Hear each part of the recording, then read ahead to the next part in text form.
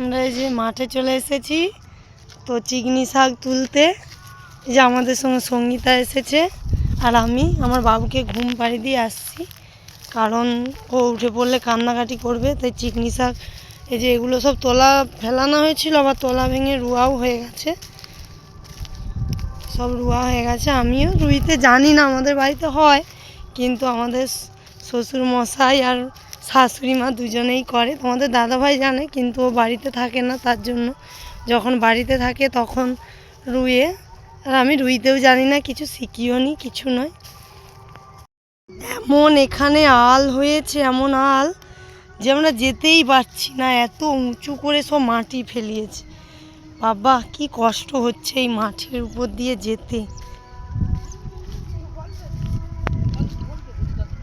যতটুকু পারি আপনাদের সঙ্গে শেয়ার করব বন্ধুরা।